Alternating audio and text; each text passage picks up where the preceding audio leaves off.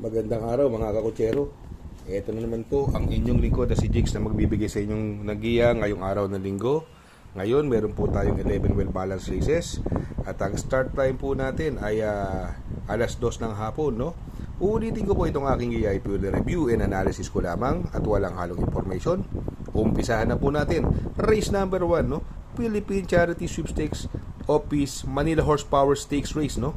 For 4-year-old and above local imported horse, no? Distance po rito ay 1,650 meters at meron po tayong 6 na kalahok.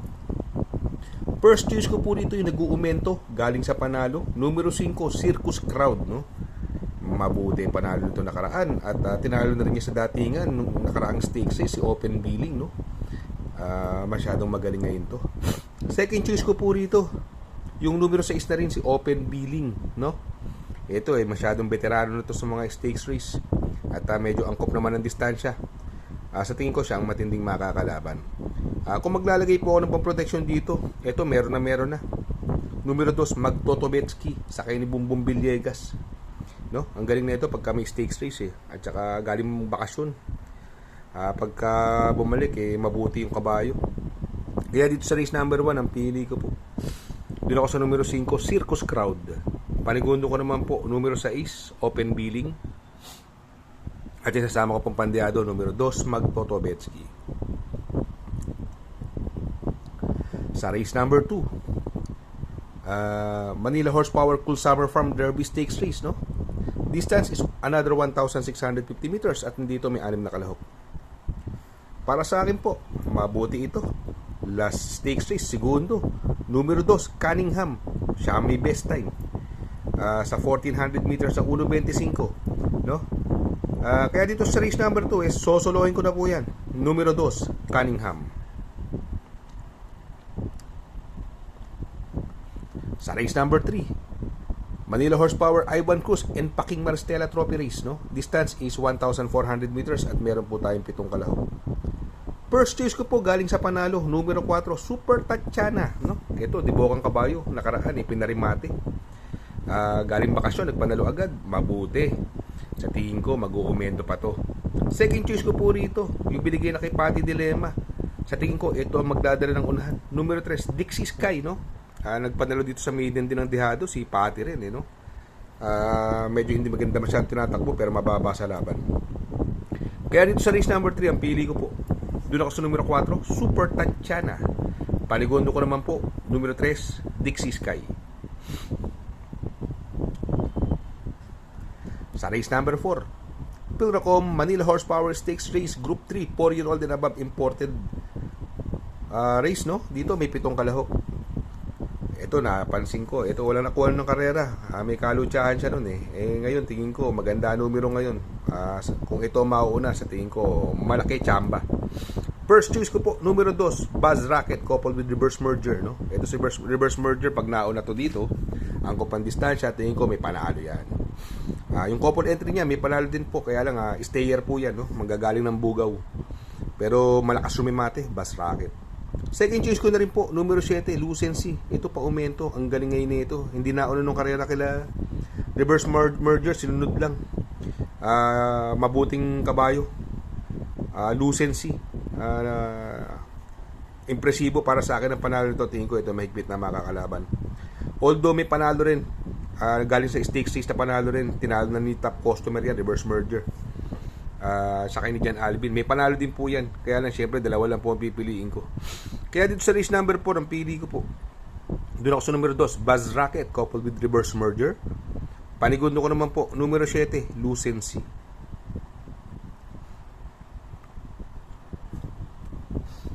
Sa race number 5, Pilracom Manila Horsepower Stakes Race 4, all white horses, no? Distance is another 1,400 meters at dito may 7 kalahok. Tulad na sinabi, puro puting kabayo. First choice ko po yung nag-umento. Ito, ang lakas ng tinalo nakaraan. At ito, dating diboka, pero ito sinunod na nakaraan, nanalo. Mabuti. Numero 6 is Queen Ella sa kay ni Unil Cortez. Sa tingin ko, ito ang horse to beat dito sa laban na to, no? Second choice ko po rito, yung numero 2, Isla Puting Bato sa kay ni Pabs Cabalejo. Dahil possible scenario dito, pwede magkalutsahan Don Pedro, may boy lollipop. Puro mabibilis po yan. At makasunod na si Queen Ella. Isla Puting Bato naman, 1400 meters, angkop naman sa kanya ang distansya. Kaya dito sa race number 5, ang pili ko po, doon ako sa numero 6, Queen Ella. Panigundo ko naman po, numero 2, Isla Puting Bato. Sa race number 6, Manila Horsepower Napoleon Magno Trophy Race, no? Another 1400 meter distance at dito may 7 kalahok. First choice ko po, numero 6, Alibaba, no? From GL Sego Jr., binigay na kay Christian Pilapil. Maganda numero, nasa labas, walang masyadong mabilis. Tingin ko, solo ere. Mukhang lamang para sa akin ito. Alibaba, no? Second choice ko po, yung nagbabalik, no? Numero 2, Doña Leoncia, sakay ni Jomel Storke. Nakakasakay na pala si Jomel Storke kay Mr. Rabano. Etong Doña Leoncia, giant killer ito, no? At malalakas ang mga nilalabanan niya, sila Red Queen, no? Kumpara sa laban na to, kaya lang galing bakasyon, kaya hindi ko siya nilagay sa pampermera. Kaya dito sa race number 6, ang pili ko po dyan. Doon ako sa numero 6, Alibaba. Panigundo ko naman po, numero 2, Doña Leoncia. Sa race number 7, Manila Horsepower Congressman Antonino Calixto and Bing Texon Trophy Race. Distance is another 1400 meters at dito may 6 na kalahok.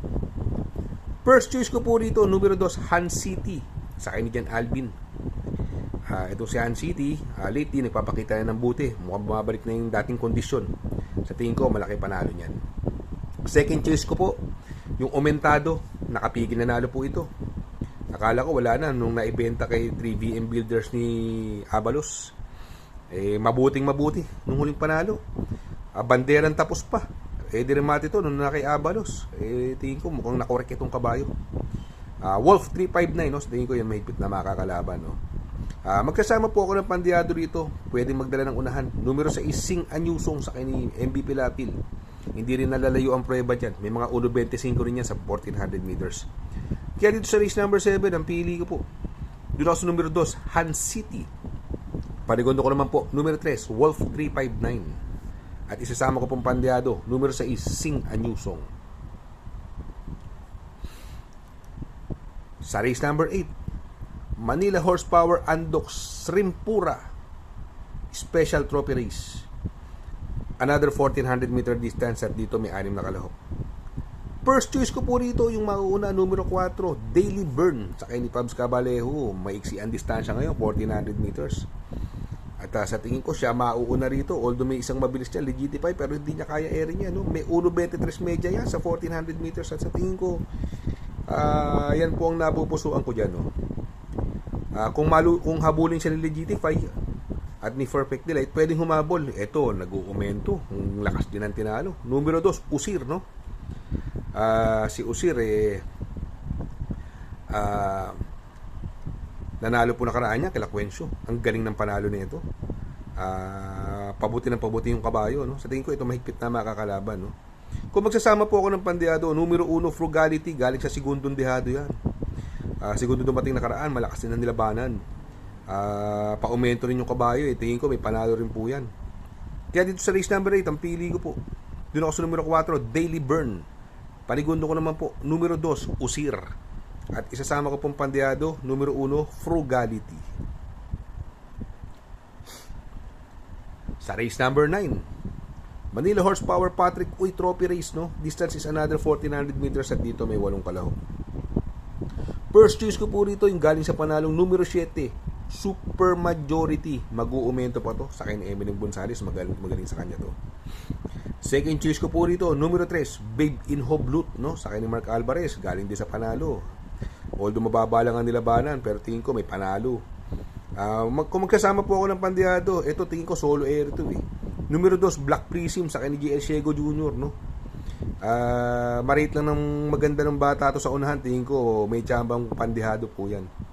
Kaya dito sa race number 9, ang pili ko po, doon ako sa numero 7, Super Majority. Panigundo ko naman po, numero 3, Babe in Hoblut. At isasama ko pong pandiado, numero 2, Black Prism. Sa race number 10, Manila Horsepower James Anthony Rabano Trophy Race. Another 1400 meters at dito may 6 na kalahok. First choice ko po rito yung long shot na nalo nakaraan.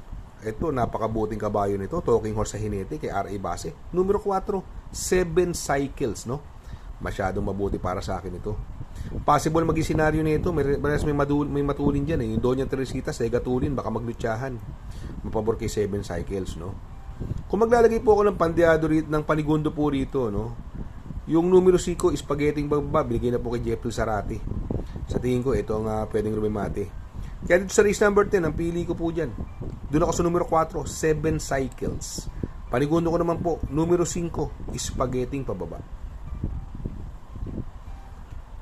Sa race number 11, sa last and final race, Manila Horsepower Pelizardo Sevilla Junior Trophy Race. Another 1400 meter distance, meron po tayong 7 kalahok. First choice ko po rito, numero 2, Eyasaki, sa kay ni JL Shego Jr.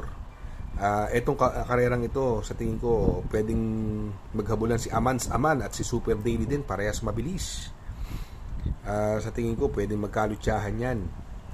Second choice ko po, yung numero 6, sabi ko na, binigay na kay Louie Lunar. No? May 1.26 media po dito yan sa PJC. Sa tingin ko, yan ang mahigpit na makakalaban. Pero ako, isasama ko na rin ng dihado to. Numero 5, Amans Aman, sa kay ni Pams Cabalejo. Pag nauna to, ibang klase rin. Baka makatsamba po, no? Magandang pandihado yan since paratingan. Kaya dito sa race number 11, ang pili ko po dyan. Doon ako sa numero 2, Eyasaki. Panigundo ko naman po, numero 6, sabi ko na. At isasama ko po ang pandihado, yung numero 5, Amans Aman. Shout out nga pala kay Sir Pax ng Barkadahan OTV. Located po siya sa 1139 New Antipolo Street, Corner Vargas. Malapit lang po sa Abad Santos, yung bagong ginawang tulay. Very convenient and attentive po ang mga tao. Pwede po kayong mag-EB at party while betting on racing. Good luck mga kakutsero. Sana po matapat ang ating giya at yung mga nakasunod. Sana po ay magsitama po kayo. Ako yung makikiusap lamang at makikisuyo sa inyo na please like, share, subscribe, and hit the notification bell para update kayo sa aking mga giya. Good luck po and happy racing.